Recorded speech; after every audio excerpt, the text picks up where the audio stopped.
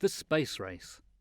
Instead of starting in 1962 with JFK's famous speech, it actually started at the end of World War II. The US and the Soviet Union are fighting to become the biggest nation. In 1945, soon after World War II ended, NASA and the Soviet Union began recruiting German rocket engineers to help them achieve space exploration. So America really wanted to land on the moon because it was difficult. So during the space race, the Soviet Union took an early lead, which meant that America were definitely behind. So one of the reasons for setting the target as the moon was because it was so difficult to get there. It gave them time to catch up with the Soviet Union, who were ahead, and overtake them because they knew that the Soviets were not ready to do that themselves. Like Christopher Columbus and his voyage to the New World, NASA and the Soviet Union planned to go where no man had gone before: space. However, the UK was also doing rocket engineer work at the time, but didn't have the funding behind it to carry on any missions or research.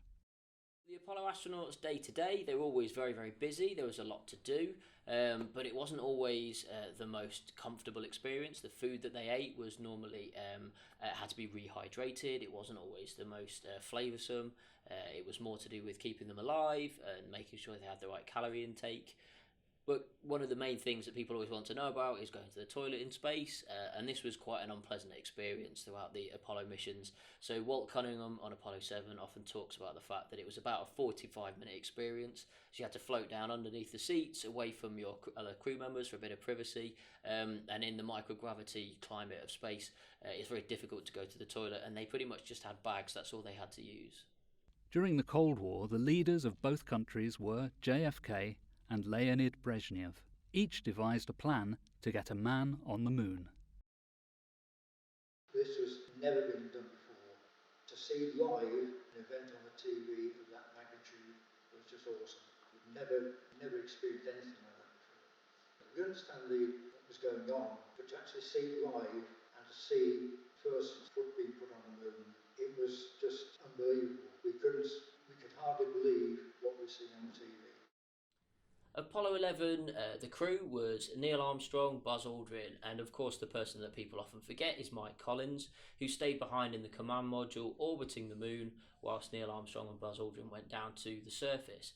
But those three people were backed up by at least 400,000 other people who were working in America at the time, who'd been involved in terms of being the contractors to build the spacecraft component parts, as well as all of the mission controllers who helped make sure that things worked and everyone knew what was happening, and all the mathematicians and scientists that backed up. So it's often said that 400,000 people helped put Neil Armstrong on the moon.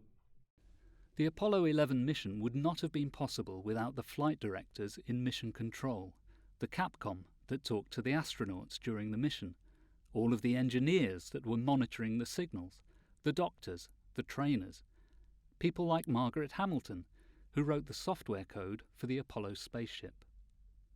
The health implications for the Apollo crews were limited somewhat by the fact that none of the missions were longer than a week or 2 weeks worth of time spent in space. Subsequently, in low Earth orbit, we've had astronauts spending 6 months or more finding out more about the effects of spaceflight on the human body, things like the way that without gravity working the way you have on Earth, your spine is going to elongate, and bone density and all these sort of things.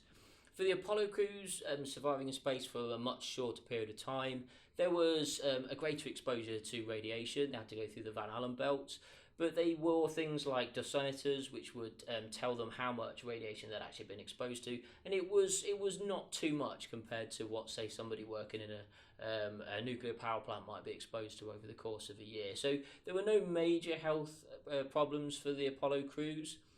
Things like the surface of the moon and the moon dust that came off their suits when they were back inside their vehicles, that wasn't the most pleasant thing to breathe in, and there have been some studies subsequently that have shown a lot of the Apollo astronauts have had heart-related problems, but only 12 people ever walked on the surface of the moon, so it's such a small statistical sample. I don't think anyone could say that the flights to the moon actually had any negative impacts on their health. When finally landing on the moon, it's expected to start scientific experiments. collecting moon rocks, surface samples, and more. The journey on the way to the moon, no doubt, was all about preparation. So the general premise is that once they were launched on the Saturn V, they had to undock the lunar module and connect that to the command module. The command module then takes them all the way to the moon before two astronauts get inside the lunar module, which undocks and then goes down to the surface. On the way back, I mean, a lot of the work has been done to some extent, other than just perhaps some slight modifications to the course of the spacecraft to make sure that it's going the direction that it needs to be going to get back safely into Earth.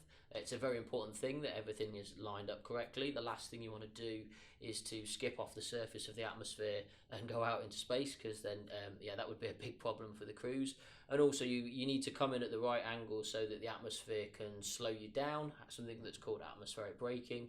And the command module was designed in such a way that it would come in with the flat bottom first, so that could take all of the heat that's caused as you come back down through the atmosphere before the parachutes eventually take over and slow them down and splash down into the ocean to be rescued. The astronauts didn't have it easy when it came to living conditions. The food that they ate had to be rehydrated. It wasn't about flavour, but more for keeping them alive. What interests most people is what it's like to go to the toilet in space. In all honesty, it's not very glamorous. All they had was a bag that they had to use in front of everyone on board. There's a lot of people at NASA and a lot of the astronauts who went to the moon who were really disappointed that after Apollo 17 left in 1972, no one's ever gone back. Part of the reason was because the early Apollo missions were about getting there. It was all about getting there first. And then there was a lot of good science done, but they were only ever on the surface of the moon for 3 days as a maximum. Longer term stays on the moon, turning it into something that could be commercially viable, is far more complicated. So after Apollo 17, the rest of human spaceflight coming up into the 21st century has been about learning to survive in space for longer periods. If we're ever going to go to Mars, if we're going to settle on the moon for any long period of time, there's a lot of things that still need to be ironed out. It was very much exploration for the crews of Apollo.